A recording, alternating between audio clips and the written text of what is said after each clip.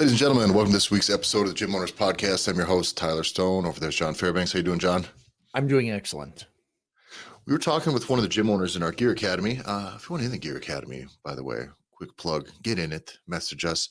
Gym Owners is our ongoing coaching group we do where we help you with your business 7 days a week. We're constantly working on week to week, month to month, year to year, making sure you're actually implementing these ideas instead of hearing them and going, I'd like to do that, and then pursuing one of them, partially, and then wondering why some of this, why your business sits in the same position now as it was a year ago or 2 years ago. And I will tell you this, if your business is a little better now than it was in 2020, you might as well still be in the same fucking place, because 2020 was a downturn.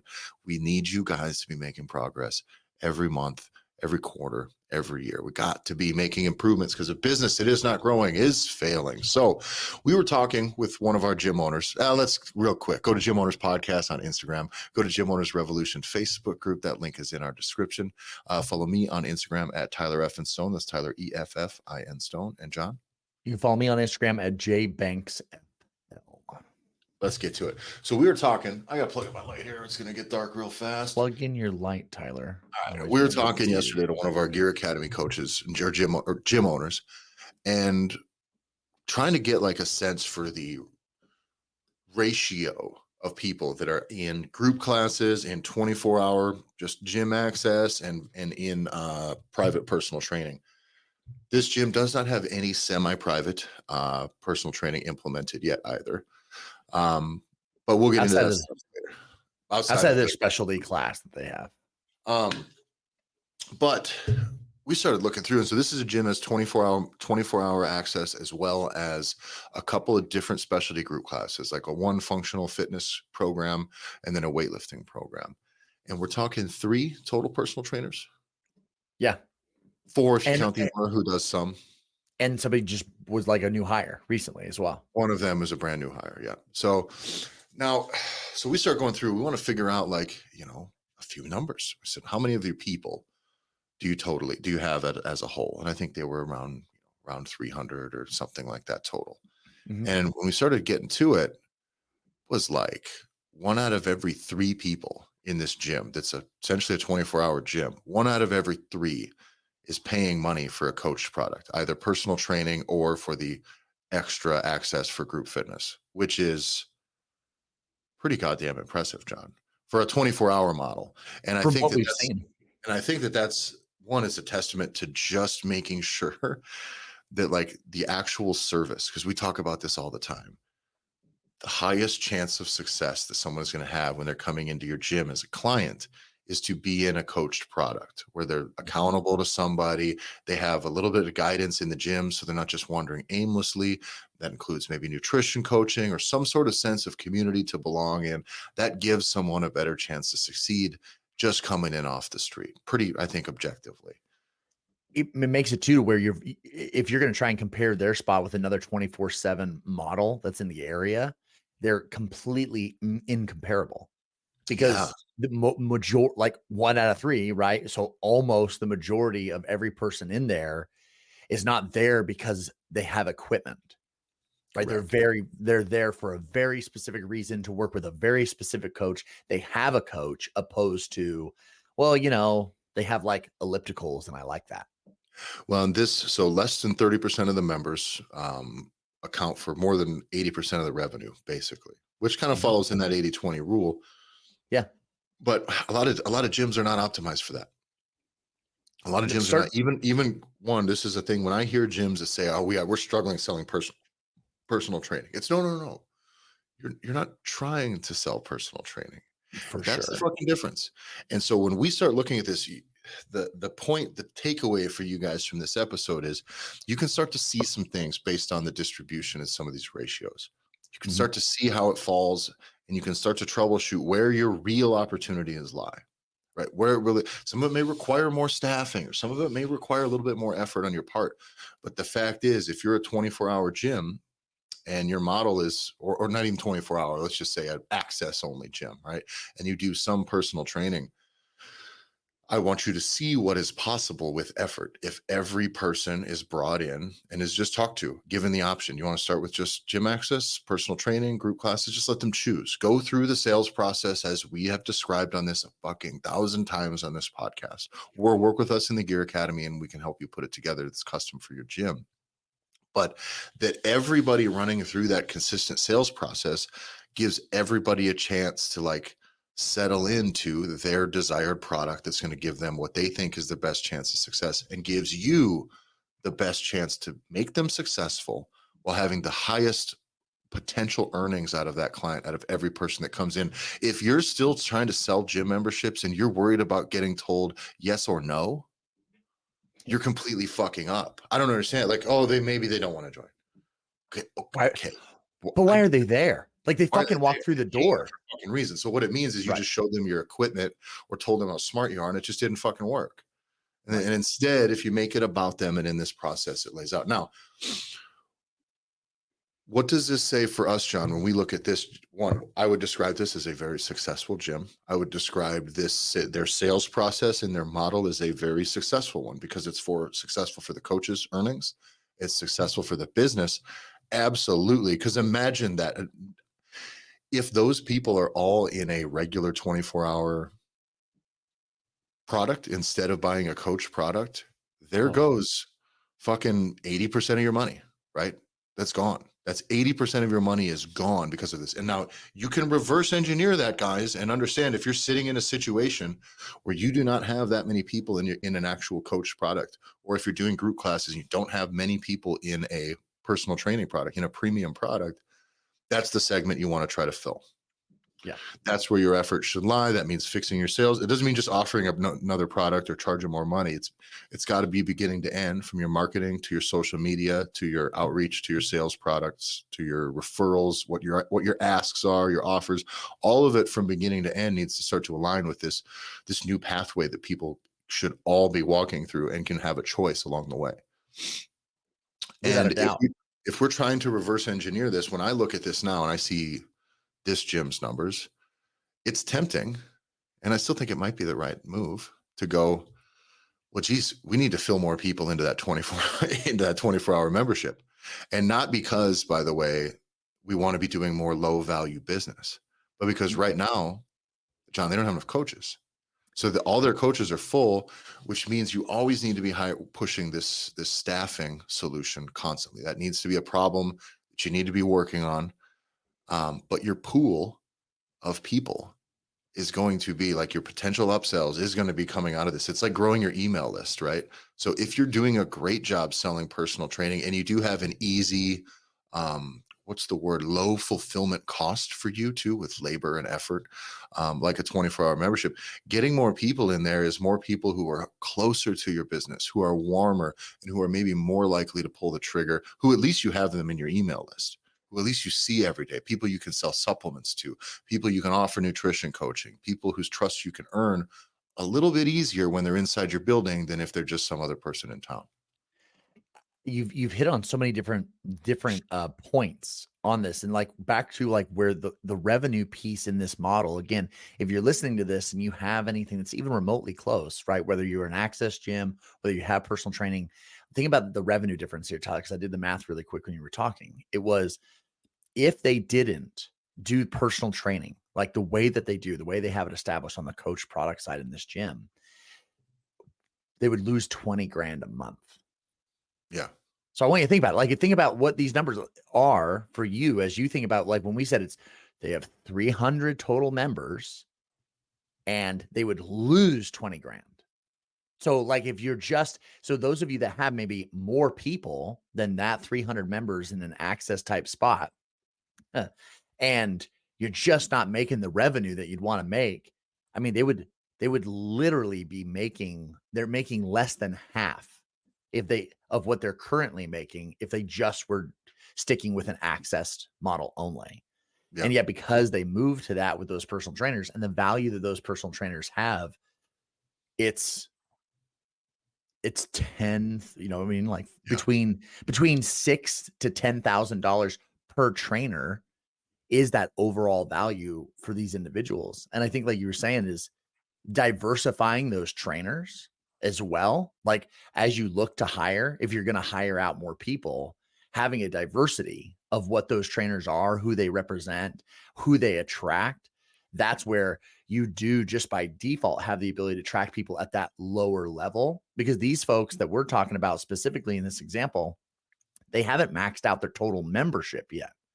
No. So that's No. oftentimes where we see a lot of people will be like, based off your square footage and based off of the popular times that people come in, especially for access spots, you can have a ridiculous number of people that are on your total list of membership, but you have no clear path to move them from a, like you said, a captive pool, captive audience, to then say, hey, we have these coached opportunities, just because you never talked about it. Well, you made it all about the price. You just Yeah. made it about, oh, well, it's 40 bucks a month, or 39 plus a $12 key fob fee or whatever.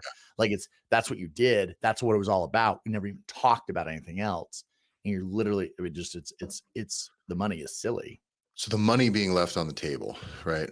And by the way, John and I were just going through kind of how we would launch if we were to launch this, hybrid, as we start to communicate with investors and other opportunities, as we pursue some different markets for us to maybe open some physical locations.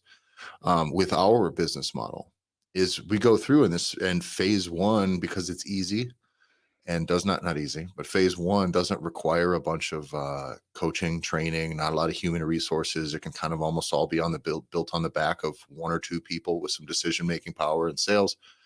Is that first phase is going to kind of be your gym access model, right? You get equipment in, you get the place equipped, you get supplement sales set up, and you get a manager who's in doing sales, who's just closing new sales constantly, right?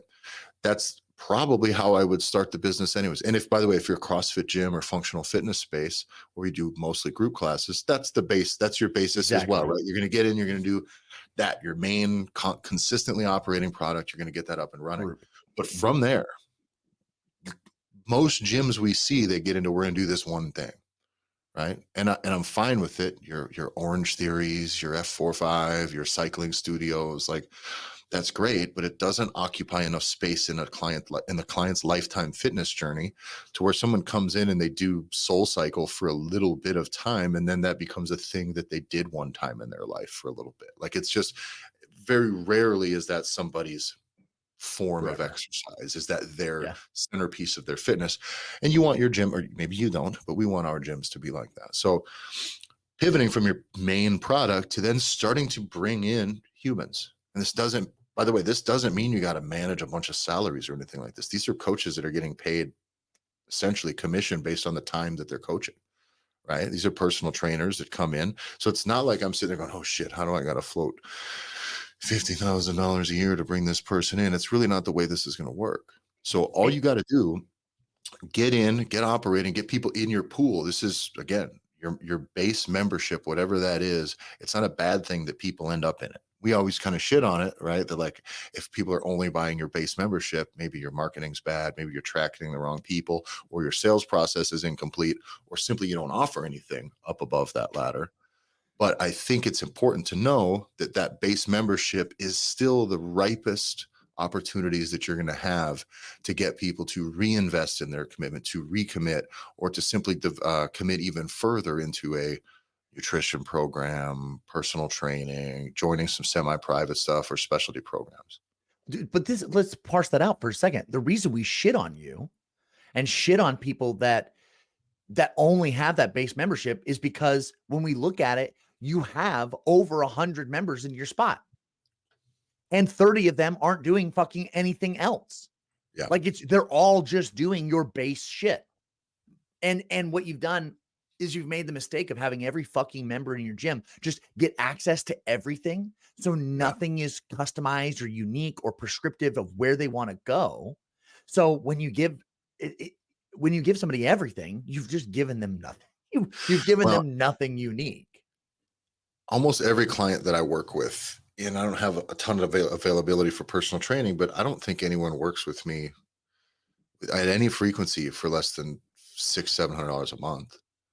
You know what I mean? So like, I don't, that's what I'm saying. For those of you that are like struggling with getting told yes or no in your sales opportunities for trying to sell $100 memberships, $150 memberships, $60 memberships, you're just having the wrong fucking conversations too much. That's the problem. Yeah. You're having low value conversations with low value clients, and it's fine. There's a place for it. That is where your base membership sits. But if the conversation isn't about like, hey, here's the thing we can really do, and they go, oh, that would be great, I can't afford it, then that's fine.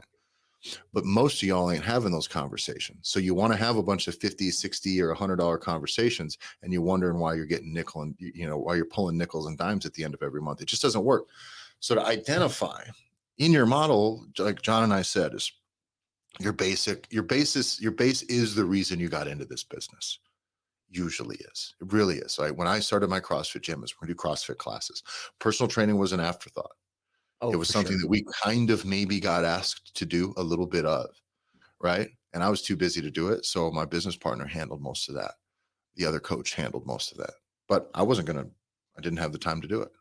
Yeah. And nor were we ready to seek hiring other coaches or bring anybody on. But in hindsight, that's the time. Like that is exactly when to do it. When you're like, shit, most of you guys, if we do the math, if you're selling just base memberships right now, what would it take? How many new members would it take for you to lead a significantly different life than you lead right now financially?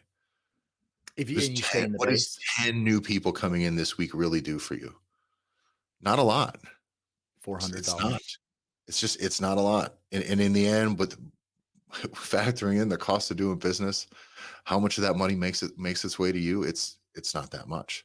So you need to find a way to start 10xing the deals that you're going to be doing. At least you have give somebody the opportunity to spend 10 times the money that they normally would, and you'd be real surprised if you build some real value in how effective that is, one, in getting you more revenue, two, attracting a high value type of client, and three, getting people results, because that level of buy-in is true commitment. Okay, the person that comes to me and says, "Oh, I just want to throw the least amount of money at this problem as possible, and then just go kind of stand in your gym," that person is not going to have very much success compared to the person that pays $1,500, $2,000 in a month. And if you're listening, I don't want you to shrug off it. When you said, Tyler, you said 10x, which is so catchy and is so hip these Yeah, days with the kids, but it's always hyperbolic bullshit. But what's yeah, crazy about this particular it is statistic, 10x. it literally is 10x. This is what's Yeah, crazy. Like if on average, some of these gyms, you're going to have a $40 membership. And with 10 people, if you get 10 new people to come into your gym, it's $400, right? Math, got it. yeah, But 10 people we just saw with a gym that is super similar to this exact model that we rolled out that personal training piece. And with 10 people, they hit $4,000. yeah, with 10 new So people. with 10 new people. So it was Yep. it's literally 10x. And so it is not hyperbolic. It just is, oh, there's a different way to play that game. And the best part was they all came in for personal training. They Yep. didn't come in and we had to convince them that they needed to pay more because the goals that they had, if they just stopped paying for Netflix and if they just wouldn't eat out at a restaurant twice a week, that you somehow have to convince them. Like I've been into those access spots where I've been in those offices talking to the owners and talking to the GMs, and they got whiteboards, right? They got whiteboards all over the walls and like behind where you sit so they can easily see like behind you. So you're sitting facing them, and then they have these whiteboards on the back and it says like Netflix is bad, restaurants. Like it has all these little things that are written on the boards. So when they're on the phone or talking to you, they can remember to go through the sales script where it's just like, well, if you want to lose 10 pounds, it's going to cost this much money. It's not going to happen if you are fucking watching Paramount Plus or whatever. And it's like, no. Guess what? You don't have to have any of those conversations. The people walk through the door. They want personal training. They're there to get a specific result. It's all about client success, and like fucking magic, they just pay you. And now, because there's a high labor fulfillment on some of these things, right? For sure. This isn't, yeah, you can get 10 people into your 24-hour gym or funnel 10 new members into whatever the litany of classes you have throughout the course of the week. It may not have a terrible impact on your fulfillment. It's not that you don't got to have new staff. You don't got to ask, no coaches are working any longer, right? Because you're dealing with, usually in group fitness or your 24-hour model, you are dealing with a fixed labor component. It's fixed. It's the same across the board. So yes, continue to fill it. It's wonderful. But adding more pieces to that, it's not infinitely scalable. So you're just going to keep filling it to the point where it'll have some impact on you financially, but that's not the end game here. And that's the thing I think people miss out on this is like, if that's not where this train stops. Okay. So if we're to go in and launch one of our gyms, right, for the sake of implementing all the back end systems and getting a manager brought on board and somebody operating all the sales and the day-to-day operations going well and answering questions and selling supplements, all that can be built on a fixed labor component for us for the most part, right? On Mhm. a manager, maybe assistant manager. But no coaching, right? This really isn't that big of a deal. But we do have to start to eye expanding your labor pool. And the nice thing is you're not floating any of it for any amount of time, right? You're finding a decent trainer, and then you are going to start paying them when you put clients in front of them. And that works really, really, really, really, really well. And so if you're sitting in this spot right now and you go, geez, I'd love to sell more personal training. I can't sell any personal training. I don't know, or people aren't buying it. There's a lot of pieces. Most likely you're not talking about enough on your social media. Most likely you're not hitting up your email list, your existing membership about it consistently enough. Also, maybe you don't have a coach in place. That's part of it. It's like you're dragging your feet on that issue, and therefore all the other pieces you're holding onto the brakes a little bit. And for the most part, when I hear gyms that are saying, "Oh, we don't really we're having a hard time selling personal training." If you can't sell private personal training, you're not trying. You're not trying, or you're so objectively bad at coaching people that they know right away that they just don't want to spend time with you, which is why you need to get another person there. It's okay to be a gym 'Cause owner you're and bad not at be a this. coach, dude, and not be a coach. That's Oh, fine. well, Some of the shouldn't that best be coaches I know are some of the absolute fucking worst gym owners on the face of the earth. They're terrible. Their marketing sucks. They're up their own ass about coaching philosophy all the time. It's off-putting. They're like creating arguments about like fitness specifics that no average client or potential client gives a shit about, creating all these weird behind the scenes fitness, drawing lines in the sand and some silly fitness battleground shit. It's all dumb, and they make for terrible gym owners that don't make very much fucking money. So and they're I closed. understand if you are a gym owner, want to be a good gym owner, and that maybe coaching people one-on-one, or maybe you're a great group fitness coach, and coaching people one-on-one is just socially a dynamic that you're not that interested in. If you're the Great. best Get out of the co fucking way. well, yeah, and if you're the best coach, it's like being the smartest person in the room. Like, you're not supposed that's not supposed to be it, you guys. Like, it's supposed to be if you really want something to be great, fucking surround yourself with people that are better than you. I promise if you're going to get somebody that's coming in and you put them in a position to be successful, you should have some coaches that can fucking run circles around you in their Agreed. specialties. Yeah. It And needs to very be. often what we see is we'll see a gym owner who starts out as coach, and they bring in new staff, and it's, oh, well, they got to learn how to do things my way. It's like, no, you fucking idiot. They need to find their way so they can sell their people, because they are the ones standing next to people all the time. Nah, you don't want them hurting people or trying to fuck all your clients or whatever other stuff goes on. But like, those are boundaries that you can set via the terms of employment here. This isn't that fucking hard. And it's very frustrating to me when I see people say they can't sell personal training when I know it's an effort thing, or I know it's simply that, by the way, as a gym owner, you're like, fuck, I don't want to be coaching more. I don't need more on the floor hours. Then you need to find a part-time person with a bit of a passion for fitness who'd like to coach one person, and you put one person in front of them. And by the way, maybe this coach only has a few hours a week available and they'd like to, but that's some good extra money for them. You sell it for them until they learn to sell themselves. Then you bring on another person. Your job is to pair the right people with the right professional. And you're not always going to be able to facilitate a lifetime professional career, but when you start actually trying and you start actually producing some decent revenue from these products, you can. And that's the real difference, because I see fucking personal training on a daily basis that I fucking hate. Like, I'm in it, I'm next to it. And You it's hear at a it. point You where can I almost have, smell it. I hear it. I hear literally the opposite of how you should do an exercise being told to someone. And I'm a big advocate for there's no right or wrong. There's just like, here's what I want done out of this now. I do many different things, many different ways, but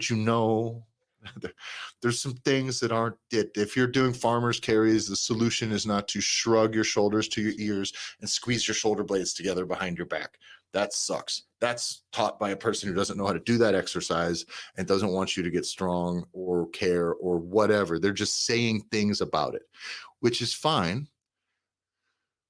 But it makes me crazy if I got to sit there next to it while one of my clients is going, is that right? I'm like, no, just fucking ignore it. No, that's not how you're going to do that. Just just be glad your dad hired me. That's how I run through it. But the truth is this, is that bad coaching comes from bad coaches, and bad coaches are usually people who aren't devoting their lives to being good coaches. But you don't even have a pathway to get a decent coach if you don't hire any, or if you're only going to maybe get people in a couple hours a week. If you really push, I want you to fix this fucking ratio within your business. That's the centerpiece for this. That ratio, how many people are paying for a coach product? And again, if you're group fitness, personal training is what I described as that leveled up coach product then, right? If you're group fitness, that's your base membership. But what percentage of people are paying for that upper level of service, that highest service level you offer? Maybe not your highest, most expensive package or product, but the highest level of specific service that you offer. What percentage of people are in it? John, most gyms, if you're doing 10%, I'd be surprised. 10% of your revenue? 10% of your people. Oh, I would agree with that. And in most 24-hour gyms, often it's shit. It might be 2 to 5%, maybe.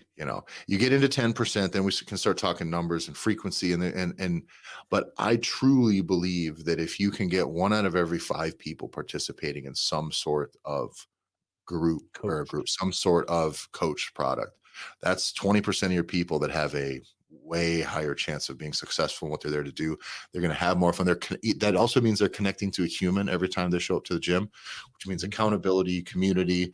Those people also then talk about that person and that group. Attrition is better. The average length of their relationship with your business is going to be longer. And fundamentally, they're paying you way more goddamn money every month. And it doesn't make any sense to continue to avoid the pursuit of that avenue. I don't understand why you would not try to push that piece forward. Tyler, do you know, as a gym owner, how you could fuck all this up? Let's say you have personal trainers and you choose to not even pay them 50% of the work that they do for you. Yeah. That is how you can fuck this up, because you're going to have a hard time. There's 2 weird complaints that I've heard probably just over the last year or so. 1, we can't find personal trainers. We can't find coaches. Okay, get fucked. There is multiple little gyms that we have worked with. Pretty fit person who's a fitness enthusiast would love to make an extra. If a person needs a little extra money, are they going to go work as a cashier at a gas station for $15 an hour, or can they hang out in the gym? There is, right? Or can they go hang out in the gym and take home 40? But this 40 an hour, right? Come on. But it's, you can't find it. It's in communities of 30,000 people. Multiple times there are gyms that we work with that they turn on the ads, like job ads, not fucking Facebook ads, turn on actual job ads, and they have to immediately turn it off within like 2 to 3 weeks because they have 50 or more resumes to go through. That's how quickly you can get personal training resumes. So if you're not doing that right, then you're fucking that up. That should not be the problem. The other problem that's interesting is that they can't keep coaches. And this isn't the usual. Somebody gets married, a girlfriend moves away, they go back to school. It's not that. You are losing your coaches to other professions or to other gyms. There's a gym in my community that's lost a coach a month for a year. A fucking year. And it's not rocket science. As soon as you start digging in, you look into it, be like, why is everyone leaving? This doesn't make any sense. It's like, well, you only make like 40%. of any of the business you do And here. they don't Like, charge enough to make that worth it either. That's the big thing. You don't have any say in what you charge. They don't, you're really handcuffed to this relatively low wage. The truth about personal training, too, people don't get this, is the types of business consultants out there in the fitness world who are going to tell you to pay your coaches, 15 bucks an hour for every hour they're on the floor.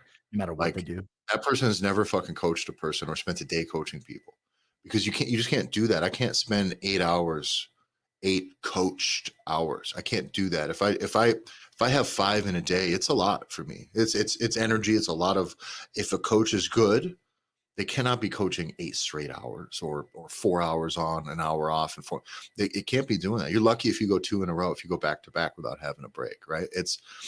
So that's that type of business model is just, it's predatory, and you wonder why you can't actually maintain or sustain some sort of like professional coaching staff. It's impossible at that. So you got to give them a bigger piece of the pie, or you got to make the pie bigger. You figure out how you want to go about that. And ideally, I would love for coaches to be able to generate their own leads and to be able to be in the community and to market themselves. But can you facilitate that for them? Obviously, you're going to have to feed them clients one way or another, right? In the beginning, someone comes in, what's your availability? I'll use my email list and my social media. Here's some assets you can give to a new coach. Here you go. Here's your picture, your thing, whatever. You can post about yourself and your availability as well.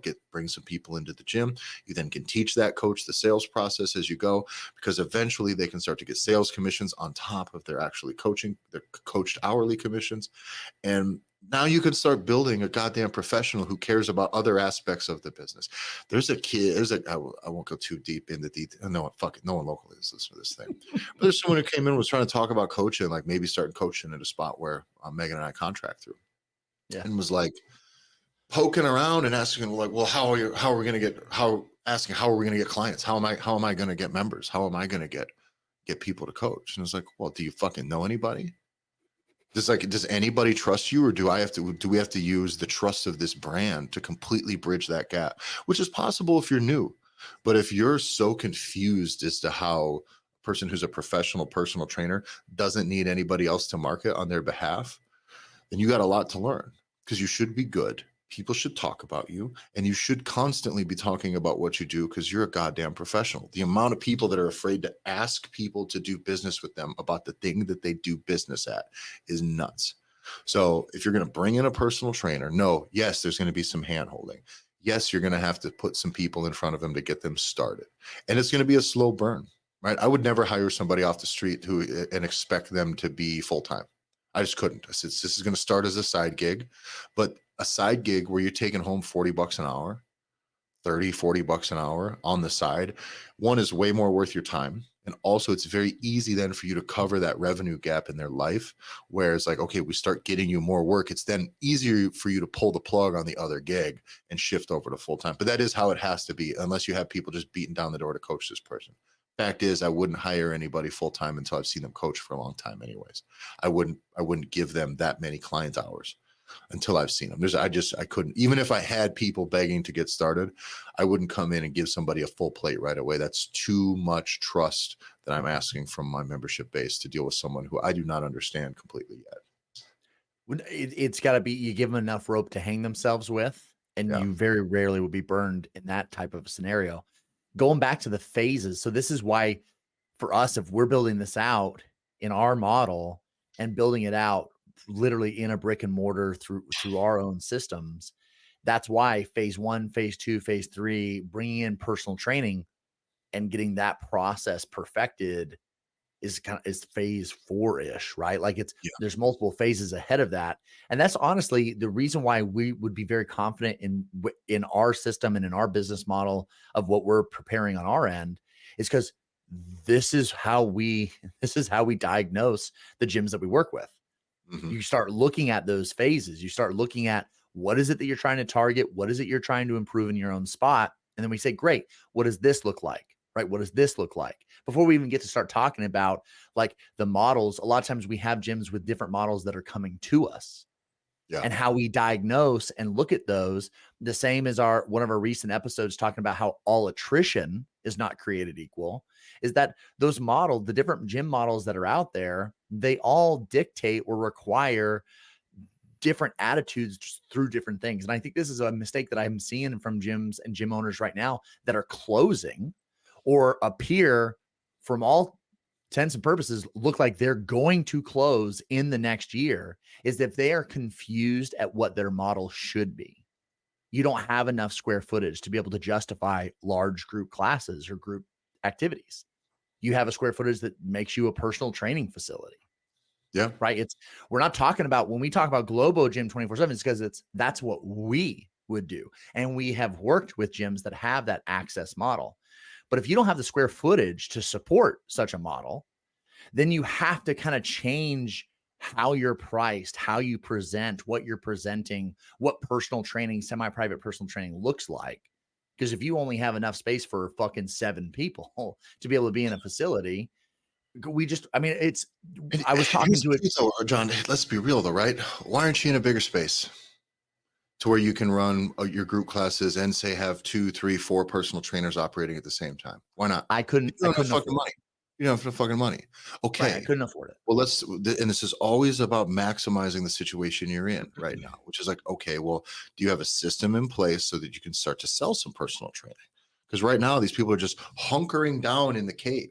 They're just hibernating in this current status that they're in, which is my building's not big enough. Okay, I don't know what to fucking tell you. You know what I mean? Like, there's solutions to these problems, and people so often just accept them as this is what they are. And maybe Mhm. this is, a symptom of being a person who needs to control everything all the time. Maybe that's a flaw. But the fact of the matter is, if I don't like that part of the situation, isn't that on my list of things that I want to solve at some point? Maybe not this year, maybe not this week, but at some point, It's on by the the way, list. if your business model is, if you want it to be, I just want to coach. I want to coach. I'm going to coach my group classes. My one other person will coach a couple classes a day, and then I'll do some personal training. Great, there you go. They don't fucking complain to me about how you don't have any money, or don't complain Right. to me when your gym closes.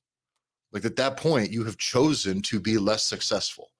Great, that's fine. There's nothing wrong with having a nice, humble lifestyle where you work and you do a good service and you make an okay living. But is it enough? Don't complain to me that it's not enough if you're not actually trying to solve these problems. And that's where I get really, really, really frustrated, is the acceptance, this constant acceptance of the status quo is fucking maddening. It's a problem with, generally, with the health and fitness of this country as a whole. And I see a lot of Mhm. gym owners doing the same goddamn thing with their business. We're just going to, oh, shucks. Oh, shucks. Yeah, people don't buy personal training. People just don't want to spend that kind of money. The people I ask about, they never spend. Great, you're asking the wrong people, or you're not offering that to enough people. And once you get started with that, you'll start to create momentum. And this is, you know, it's fucking frustrating, John.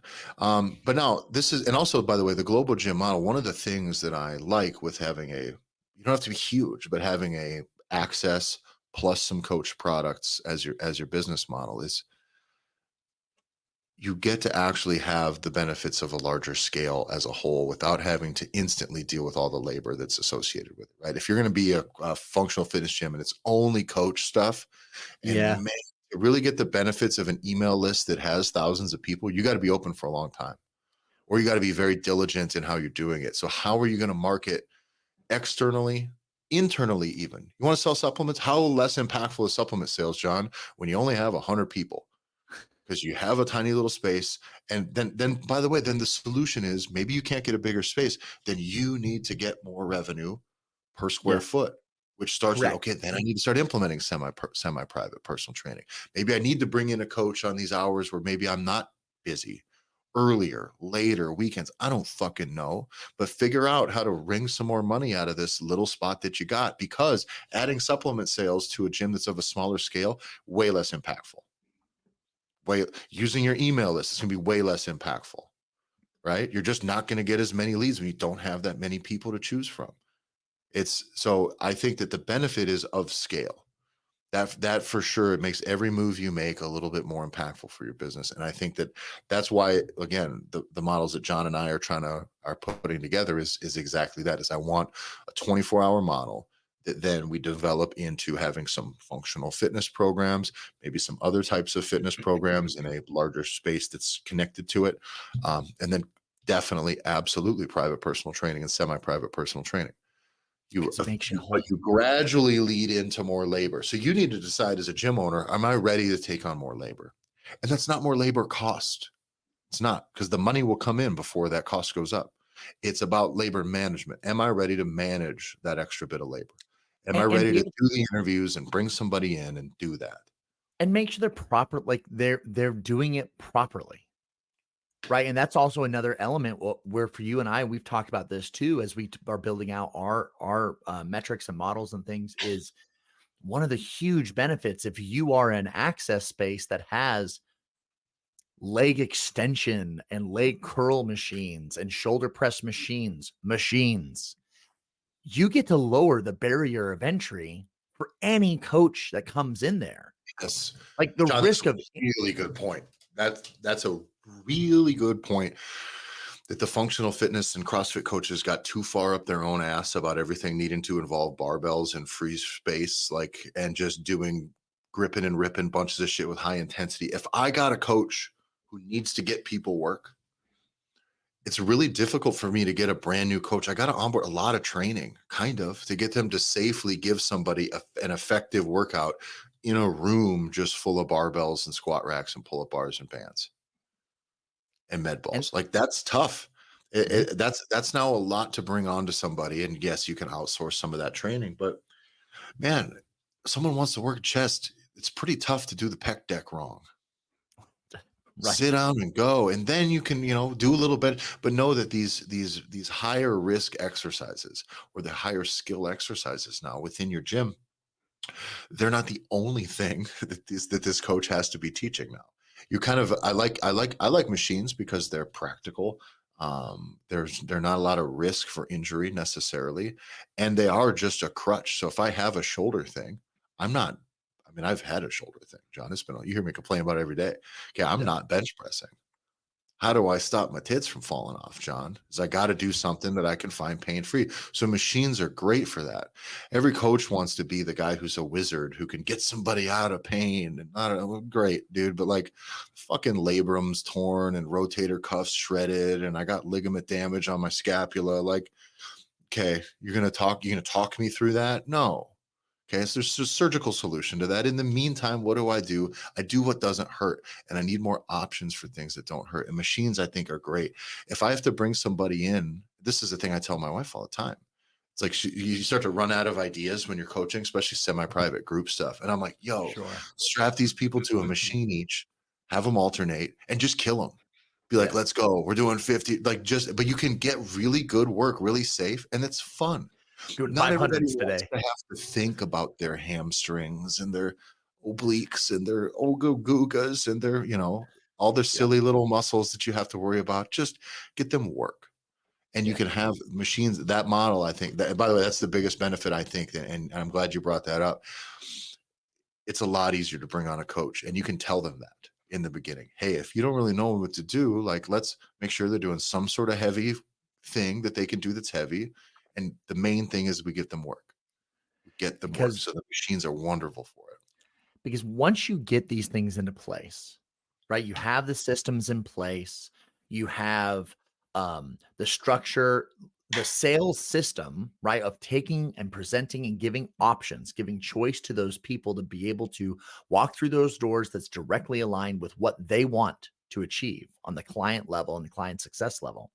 Once all these things are in place, it's as simple as when we were talking with this coach, when we were diving deep into all these metrics, we've talked about like this example that we've been given these metrics the whole episode. He goes, you very plainly just say, well, it sounds like you guys just need to hire another personal trainer. Like you're ready for more staff. And he goes, yeah. He goes, at this point, every new trainer we add, it adds another $5,000 to our bottom line. Actually, I think it was almost 7. Yeah. And Something so like it's that. like, so I guess if we add somebody else, then that just adds another 7 for next Boom. month. And it's This like is to play that game, right? yes. Like it's now that's a game. So That viewing is so much those more fun. aspects of your business as this now, if I add this, then this equals this. That's the whole point of this data. And that's the point where we talk about it's very important to have your sales structure in place, your offer stack in place, and your marketing strategy in place, not just Facebook ads, but like when you bring in a new coach, guys, how are you going to fill their hours? It's in everybody's best interest that their hours get booked right away, that they get trained, they get coaching. If they only got 3 hours a day available, great. And then they want to phase it into a full-time gig at some point. Wonderful. Whatever they have available, whatever your starting thing is, get them moving, get them paid. It gets you paid. It gets clients going with them. You start building new relationships within your business. Being able to fill those right away is key. Last coach they brought in was filled up almost completely right away. It was maybe a month or so. And then now it's like the availability is kind of very limited. We would describe him as at capacity for the most part. Mhm. Which the truth is, once that is the case, now that we know this, right, and we've had this conversation, and they had some other events and things like that going on in the last month or so, but once that's the case, the solution is absolutely we bring on more staff. Absolutely. Bring in another coach. Bring in another coach. You should always be trying to find another coach who fits your people.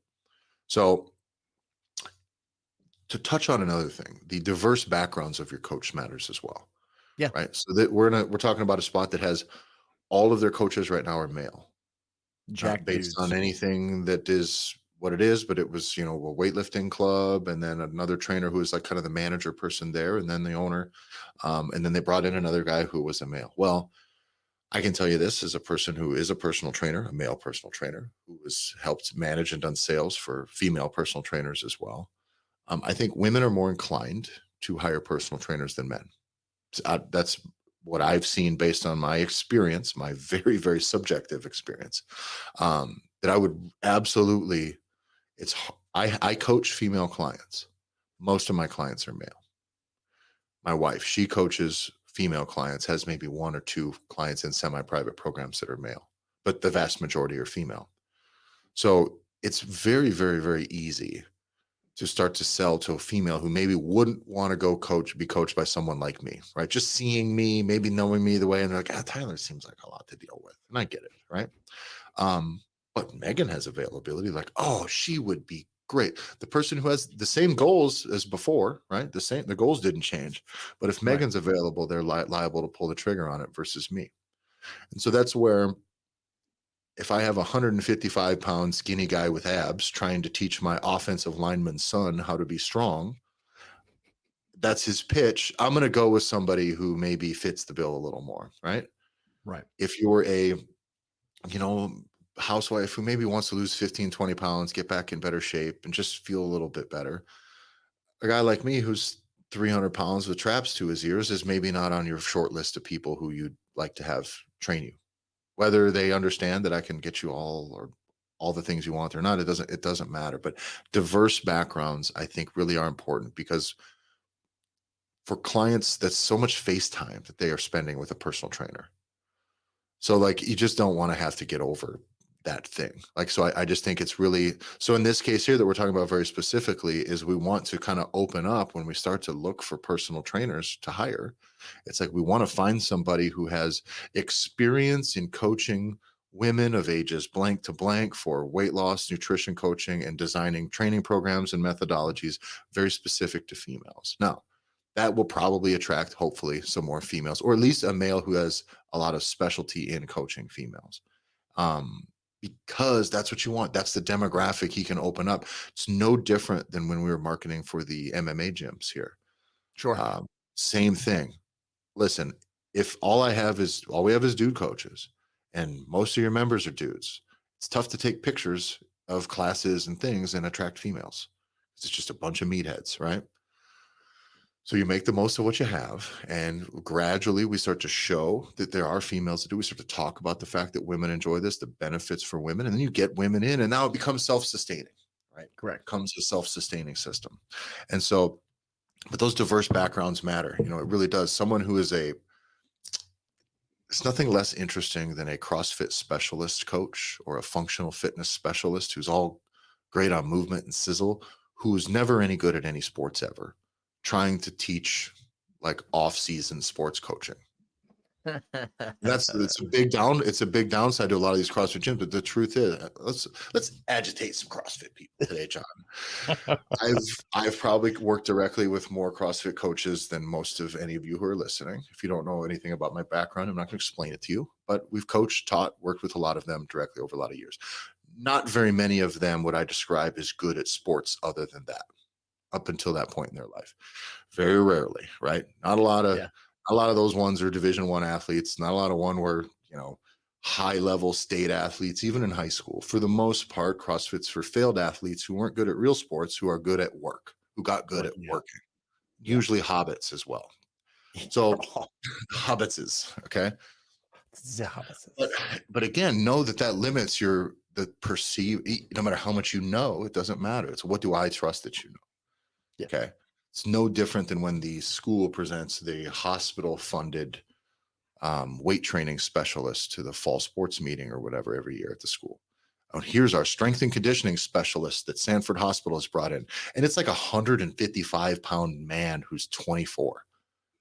And I is like, okay, well, what the fuck are you doing? What are you doing to actually teach these kids to be strong when you never even figured it out yourself, dude? Like, fine, coach my D-backs how to do twinkly toe shit. But are you really going to be? And by the way, person absolutely could be. But my initial impression is get the fuck out of here with this stuff. Like, my kid's stronger than this guy Mhm. already. So that's an issue. And so the diverse backgrounds within the staff that you bring in is important. And make sure you have people that can cover different needs and then market to what they want to do. Right. If everybody has to come in and be what's the word? Be a cardio bunny, fit, leggings wearing, sports bra wearing female thing. Know that you're not going to, maybe you will get a lot of dudes, but know that the like strength training bias is going to be something you're not going to attract that much. So get a meathead in, see if he can attract some meatheads like that. I'm a-okay with not everybody having to conform with your specific type of fitness. That's the real benefit of private personal training is that you allow a different pathway, a different relationship to be forward, which is this coach, their specialty with your needs. And I think that you can't gloss over how important that is for growing your business. You want to grow your business, you're just going to do the same thing in the same space with the same people. Good luck. Because you will eventually hit that wall, right? And that's what we've seen. Whether we were dealing with gyms that are just working their ass off to get to 10,000 a month to gyms that are making 50,000 a month, is eventually you hit that wall. If you're not diversifying, right? Those little tweaks, right? It doesn't matter. Everyone will meet that point at some point. And you may never want to do something that's different, but that's where it always comes down to. And it comes back to you of kind of calling people out earlier, where it's like, if you are unhappy with your current situation, if you wanted to be more or be better, have more time, more revenue, whatever it is, it's okay, then you're doing something wrong.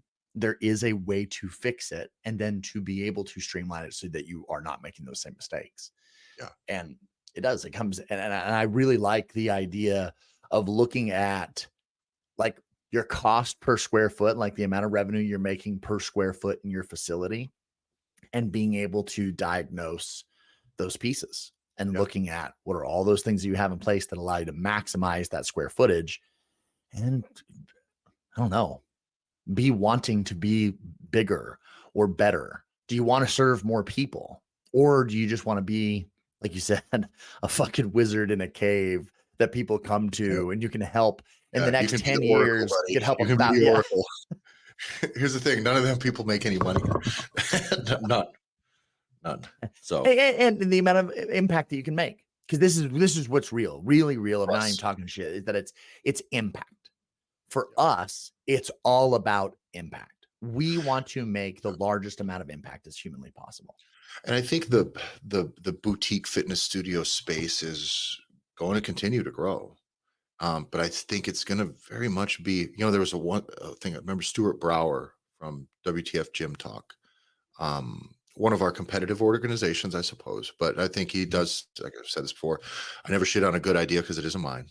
One of the things he says, like, it's very tough for a boutique gym to provide a full-time income to one person who or to where like you can just not work in it, right? You can't just be hands off and make money. So you either are going to need multiple locations if you're going to do the small little studio thing, Mhm. or you're going to need to scale up. And that's for you to decide on what your product is going to be. But I think it's important to understand this, that to a certain extent, at this point as the gym owner, do you just have a job? Do you own what you own is a job for yourself? And that's fine. And it may pay you okay. But if you're trying to grow it, know that you have to get past that point and you have to start to, you have to have a system and the impact has to be larger or the value has to be higher. That's Mm. all it is. And so, does that mean more personal training? Does it mean opening up more time for just simply higher revenue producing per man hour products? Maybe. Does it mean you need a second location? Does you need a bigger location? Does it mean you just need to try a little harder to do some of these things that are worth more money? Implement these systems into your business. That's very likely. And that's where I would start.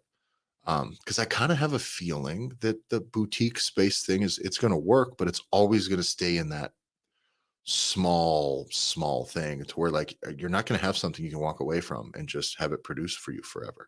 Not very well. That's my concern with that model. That's always my concern with that model. Our first thing when we get into a gym like that is we start to grow it. We grow it, we grow the revenue, and then from there we decide what we really want, what they really want to do after that. And that's for the gym owner to decide. Right. It's your business. It's your brand. That's what we try to do within the Gear Academy. We don't want to change your shit into our shit. We just want to make your shit work for you, your family, your customers, your bank account. So get in the Gear Academy. We have some other business coaching products that we do as well. You can message us directly at the Gym Owners Podcast on Instagram or me at Tyler F. Stone. That's Tyler EFFIN Stone. John, where can they find you? On Instagram at JBanksFL. Get in the Facebook group, Gym Owners Revolution. Links in the description. Also go to gymownersrevolution.com for more info on the Gear Academy. We'll see y'all next week.